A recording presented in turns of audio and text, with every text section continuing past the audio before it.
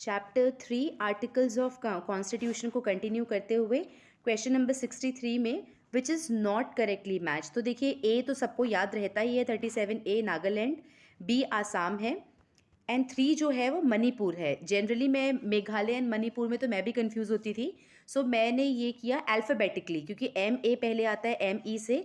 So 371C is for Manipur not Meghalaya. That way you will be able to reach to the right answer. Next is the provision of the 5th and 6th schedule in the constitution. ये basically किसके लिए है? तो this is to protect the interest of schedule tribe. Next है the constitutional status given to panchayat under article 243। आपको पता होगा 243 के अंदर ही सारे आर्टिकल्स जो हमारे 73rd and 74th amendment act के अंडर जितने भी आर्टिकल्स ऐड किए हैं वो 243 से 243O के अंडर है। और एक छोटी सी टिप्स दूंगी क्योंकि अभी हम मेंस आंसर राइटिंग भी कर रहे होंगे, आई होप सो कि आप मेंस भी कर रहे होंगे साथ साथ में। तो आप क्या करिएगा, जब भी, क्योंकि पंचायती राज के ऊपर एक क्वेश्चन हम एक्सपेक्ट कर सकते हैं, अगर हर साल नहीं भी आया तो ऑल्टरनेट ईयर्स हम पंचायती राज इंस्टीट्यूट पे हम एक्सपेक्ट करते हैं क्वेश्चन को। तो वाइल राइटिंग में भी पंचायती राज का पावर के लिए पूछ लिया जाएगा कि इनफ पावर डिवॉल्व नहीं किया है या फिर इनफ फाइनेंसेस डिवॉल्व नहीं किया है। तो एक टिप देती हूँ कि आप जब उसको मेंशन करेंगे ना कि नॉट इनफ पावर गिवन, तो आप एग्जैक्टली 243 आर्टिकल्स के किस में है, ए में है, बी में है, सी में है, वो जो प्रोविजन है ना specially with related to finance with power and with respect to the जो फाइनेंस कमीशन है, स्टेट फाइनेंस कमीशन, ये जो कुछ कुछ चीज़ें हैं ना, इसको अगर आप रट लेंगे और स्पेसिफिक जाके वहाँ पे लिखेंगे, so these are the things जो आपको ब्राउनी पॉइंट्स मिल सकते हैं उसके लिए। तो क्योंकि हम आर्टिकल्स याद कर रहे हैं तो क्यों ना हम इसको वंस एंड फॉर ऑल यहीं पे लर्न कर ले, मेंस के लिए भी बहुत काम आएगा। नेक्स्ट क्वेश्चन है कि the 11th schedule of the constitution is related to, तो 11th हमको पता है कि वो पंचायती राज है। इसके बाद क्योंकि टीयर्स ऑफ ओल्ड PM है ना, तो P में पंचायती राज पहले आता है 11th शेड्यूल एंड M में 12th शेड्यूल म्यूनिसिपैलिटी आएगा। नेक्स्ट है the provision that no bill imposing tax can be introduce in the legislature except on the recommendation of the president is covered under which article. तो ये है हमारा article number 117। जब आप centre state relationship वाला chapter पढ़ेंगे लक्ष्मीकांत में तो इसको आप बहुत डिटेल में पढ़ते हैं ये आर्टिकल को। तो यहाँ पे लिखा है, सो बेसिकली यहाँ पे फाइनेंस बिल की बात कर रहे हैं। 110 में हमने देखा है कि 110 में मनी बिल आता है, इसके अलावा बाकी जो फाइनेंस बिल है वो 117 वाला इंक्लूड करता है। तो यहाँ पे ये लिखा है कि कोई भी बिल या amendment which contains the provision matters related to imposition, abolition, remission, alteration, regulation of any taxes shall not be introduced or moved except on the recommendation of president। तो वो एक्सेप्ट करने के, इंट्रोड्यूस करने के या move करने के पहले हमको प्रेसिडेंट की प्रायर परमिशन चाहिए होती है। एक तो ये बात है। सेकंड ये है कि ये सिर्फ लोकसभा में इंट्रोड्यूस होगा, राज्यसभा में इसको इंट्रोड्यूस नहीं कर सकते। Such provision shall not be introduced in Council of States, that is Rajya Sabha, provided that no recommendation shall required under this clause for moving the amendment making provision for the reduction and the abolition of any taxes। Next provision है, same है, finance bill किसके under given है? तो article 117। अब बाकी जो articles है उसको भी हमको पढ़ना जरूरी है, लिस्ट बनाते चलिए। Article 119 is related to provision for regulation of law. 121 बोल रहा है 121 imposition on the discussion in the parliament with respect to the conduct of any judge of Supreme Court or High Court in discharge of his duty। तो ये basically जो independence of judiciary जो है उसमें हम ये आर्टिकल को डालते हैं जब भी मेंस का आंसर लिखते हैं। इसके साथ साथ में 123 ये आप याद रखिएगा, ऑर्डिनेंस मेकिंग पावर। अभी नहीं पूछा है तो कभी ना कभी फ्यूचर में से ज़रूर पूछेगा, बहुत इंपॉर्टेंट आर्टिकल है। फिर which of the following constitution is related to all India service, तो ये तो हमको याद रहता है 312। बाकी आर्टिकल्स भी आप एक बार देख लीजिएगा कि 310 क्या है, 11 क्या है, 13 क्या है। उसके बाद नेक्स्ट क्वेश्चन है which one of the following pair institution and articles को हमको मैच करना है। तो सुप्रीम कोर्ट इज 31, इसमें करेक्ट पूछा है क्या? हाँ, हमको प्रॉपरली मैच करना है। तो सुप्रीम कोर्ट जो है इसमें करेक्टली कौन सा मैच है? तो सुप्रीम कोर्ट तो 318 नहीं है। इलेक्शन कमीशन इज 324, ये करेक्ट है। उसके बाद में UPSC इज नॉट 332। तो यहाँ पे सारे आर्टिकल्स यहाँ पे मेंशन है किसका क्या है। So let's find out. So 324 से 329 तक इलेक्शंस हैं, ठीक है। फिर जो सुप्रीम कोर्ट था वो है 124, 123 हमने जस्ट देखा है ऑर्डिनेंस मेकिंग पावर। फिर जो यूपीएससी है वो 315 है। ऑल इंडिया सर्विस भी देखा है हमने ऊपर पे। ऑल इंडिया सर्विस कितना था हमारा 312, राइट, ये वाला। और अगर यूपीएससी की बात करें इसमें तो 315। उसके बाद में आते हैं अटॉर्नी जनरल का है 76, ये जनरली हमको याद रहता है। इसके साथ में आर्टिकल 351 जो है it is related to directive for the development of Hindi language, ठीक है। इसके बाद आते हैं नेक्स्ट क्वेश्चन। अब इस क्वेश्चन में डीपीएसपी को मैच करना है, ठीक है। यहाँ पे पूछा है कि which is not correctly match, तो ये आर्टिकल 48 जो है ये करेक्टली मैच नहीं है। So separation of judiciary from executive ये आर्टिकल 50 में दिया है, ना कि 48 में। 48 provides for the organisation of agriculture and animal husbandry. इसके साथ साथ में जब आप नोट्स बना ही रहे हैं तो इन सारे आर्टिकल्स को भी नोट डाउन कर लीजिए कि 39A है equal justice and free legal aid, जो कि 42nd अमेंडमेंट के थ्रू ज्वाइन किया गया था। आर्टिकल 40 विलेज पंचायत है, ये बार बार पूछता है। आर्टिकल 44 से रिलेटेड आपको मेंस में भी बहुत क्वेश्चंस आएंगे, तो यूनिफॉर्म सिविल कोड है। इसके बाद आते हैं फिर अगेन देखिए आर्टिकल, देखिए ये पूछ चुका है ऑलरेडी, ये भी अभी ऊपर हमने देखा है। ये आर्टिकल 48 है ना, ये भी ऊपर पढ़ चुके हैं 50। तो this is the new one which is promotion of international and peace. तो बाकी इसलिए रिपीटेड और प्रीवियस ईयर क्वेश्चन और ऑप्शन पढ़ने के लिए इसलिए इंपॉर्टेंट होता है क्योंकि अगर आप पढ़े रहते हैं तो आने वाले साल में भी इसी को घुमा फिरा के सम और द अदर फॉर्म में पूछता है। Village panchayat article 40, uniform civil code 44, agriculture and animal husbandry 48, separation of judiciary from executive article 50, promotion of international peace 51। Next वाले को जो नेक्स्ट में भी मैच द फॉलोइंग है, तो आर्टिकल 61 मैच करता है impeachment procedure of the president. 67 B करता है removal of vice president. 94 removal of speaker and 90 removal of deputy chairman and Rajya Sabha.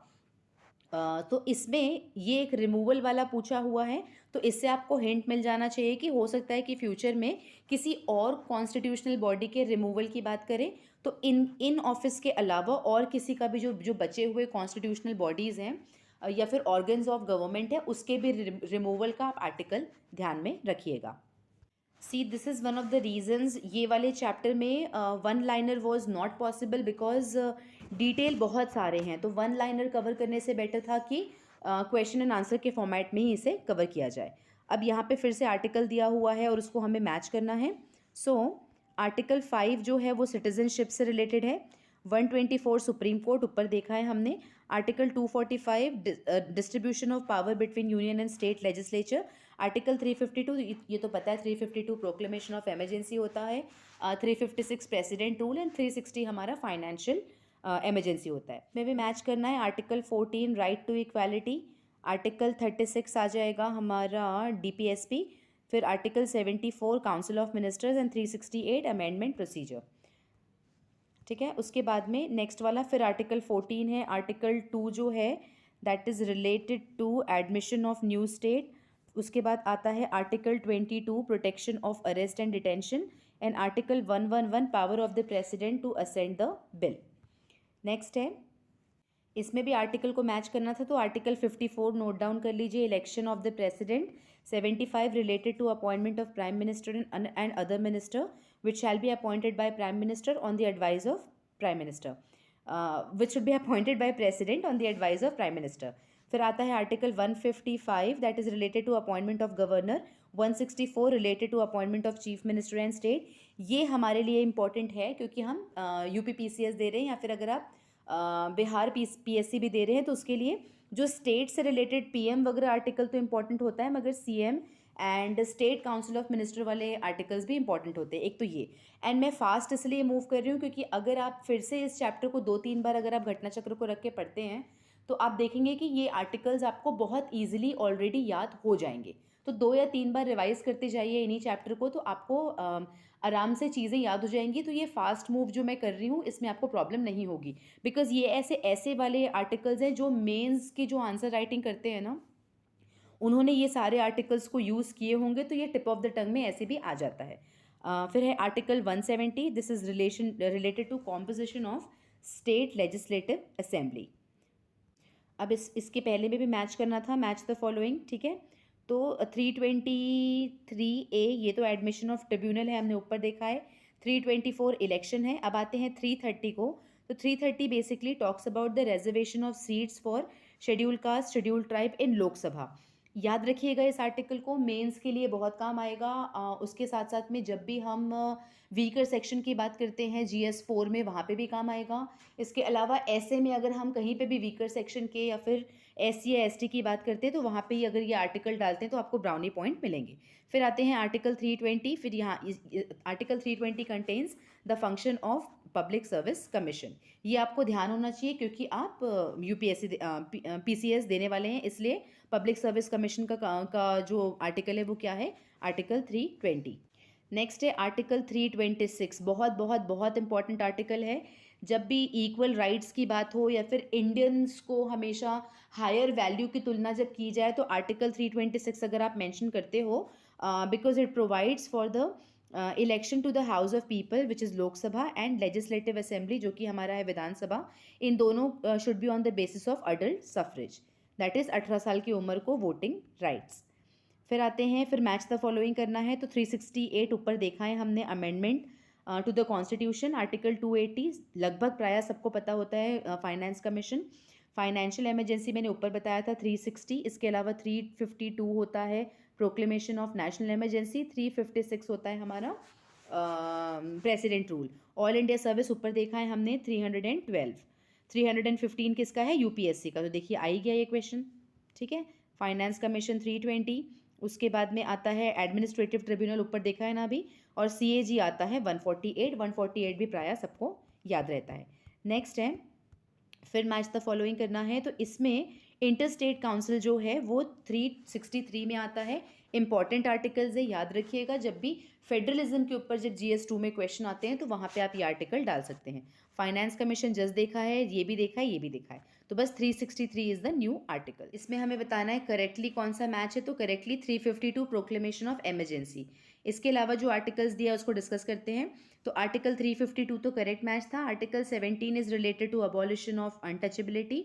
78 is related to जो प्राइम मिनिस्टर को इन्फॉर्मेशन फर्निश करना होता है इन फ्रंट ऑफ प्रेसिडेंट, तो उससे रिलेटेड है। Article 192 is decision on the question of disqualification of the member of the house of legislature of the state. और अगर इसको हम मेंबर ऑफ पार्लियामेंट की डिस्क्वालिफिकेशन कौन से आर्टिकल में है, आर्टिकल 105 में। 105 में हमारा मेंबर ऑफ पार्लियामेंट, और अगर MLA की डिस्क्वालिफिकेशन की बात की तो 192 भी इंपॉर्टेंट हो जाता है UP PCS से रिलेटेड। अब यहाँ पे हमें मैच करना है 215, 222, 226, 227 को। तो article 215 high court to be the court of records, ठीक है। फिर 222 आता है ट्रांसफर ऑफ जजेस from one high court to another one. Article 226 writ jurisdiction, अगर इसी को हम सुप्रीम कोर्ट का बोलेंगे तो आर्टिकल 32 हो जाएगा। फिर आते हैं article 227 high courts power of superintendence over all the court.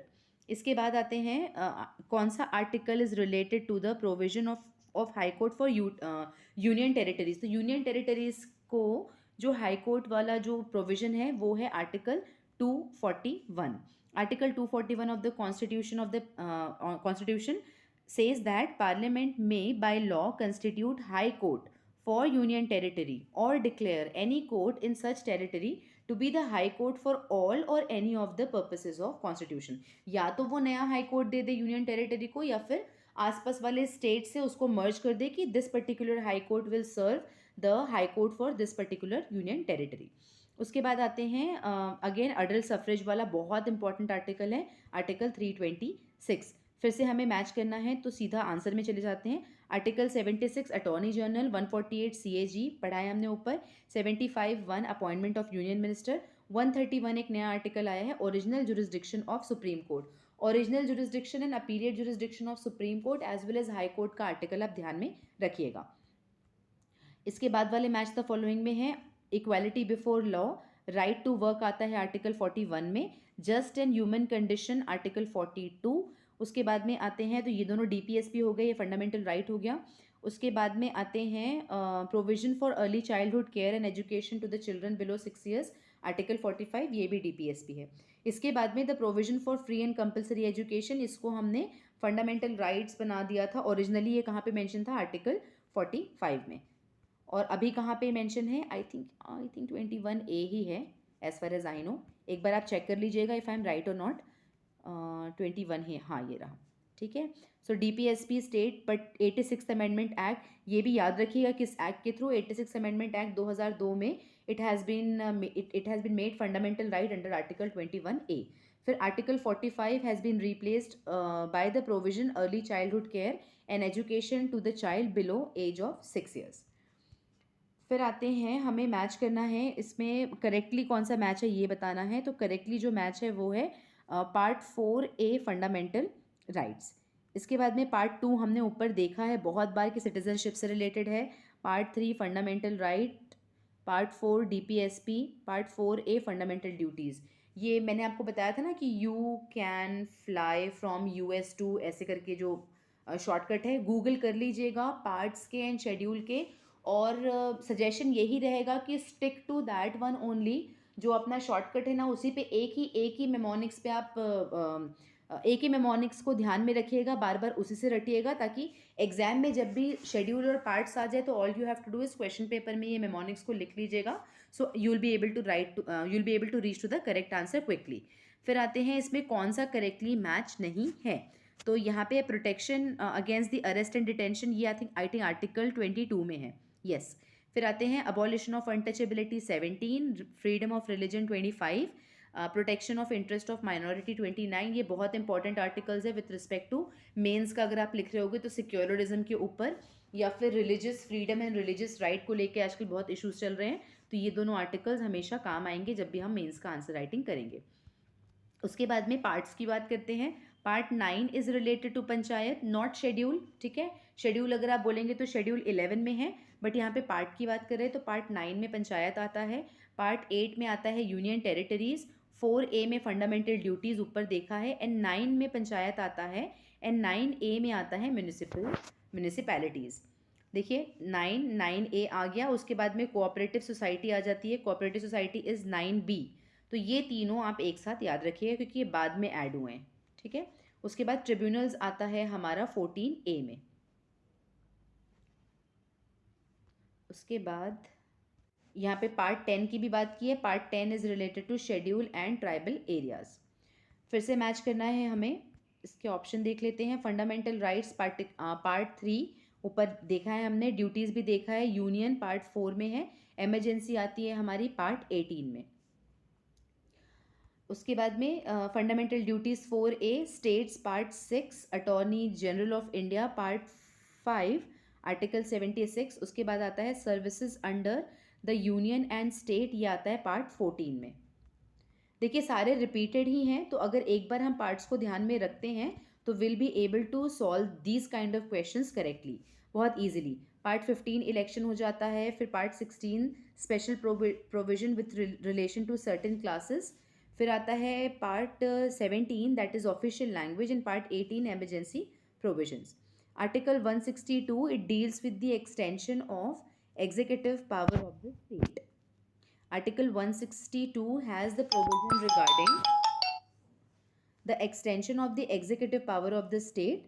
फिर यहाँ पे बोल रहा है, तो यहाँ पे लिस्ट की बात की है कि जो एग्जीक्यूटिव पावर है, स्टेट की जो एग्जीक्यूटिव पावर है, it shall extend to the matter with respect to which legislature of the state has the power to make law, provided that in any matter with respect to which legislature of the state and parliament has the power to make law. तो यहाँ पे आपका execution जो करना है ना, हमें जो लॉ बनता है तो लॉ को जो एग्जीक्यूट करते हैं तो उसकी पावर की यहाँ पे बात की है, तो आर्टिकल 162। तो आर्टिकल्स यहाँ पे फिनिश होते हैं। देखिए इसमें बहुत ज़्यादा मेमोनिक्स मत यूज़ करिएगा, सिर्फ 3-4 चीज़ों के लिए करिएगा। एक तो आते हैं आपके शेड्यूल ऑफ द कॉन्स्टिट्यूशन, ठीक है, tears of old prime minister वो वाला। उसके बाद आते हैं पार्ट्स ऑफ द कॉन्स्टिट्यूशन, तो पार्ट्स में आपका यू कैन फ्लाई फ्रॉम वाला जो है वो वाला मेमोनिक्स यहाँ पे याद आएगा। उसके बाद में आर्टिकल्स 371A से लेके जो है ना हमारा, उसको आप ध्यान में रखिएगा। एंड इसके अलावा जो अपना 243 है उसे ध्यान में रखिएगा, 243 से लेके 243O तक है ना, वहाँ तक आप ध्यान में रखिएगा। तो ये सारी चीज़ें आपको रटने वाली होंगी। इसके अलावा जितने भी आर्टिकल्स हैं अगर उसको आप चाहें तो घटना चक्र का ही प्रिंट आउट ले लीजिए और दीवार में लगाइए। बहुत टाइम बचा है आपके पास में, नवंबर अभी ख़त्म हुआ है, दिसंबर से लेके अभी बहुत समय है। चाहे यूपीएससी बोल रहे हैं, यूपीपीसीएस बोल रहे हैं, एमपी का भी exam I guess in the month of May में है।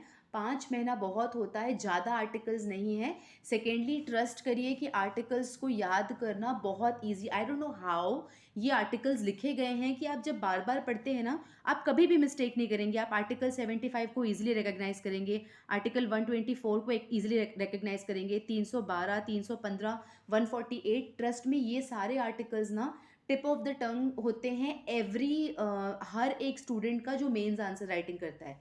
रीज़न बीइंग कि somehow it is written in a way कि जब आप उसको बार बार पढ़ते हैं तो याद हो जाता है। तो आर्टिकल्स में प्लीज़ डरिएगा मत, ज़्यादा मेमोनिक्स मत यूज़ करिएगा, एक्सेप्ट दीज थिंग्स।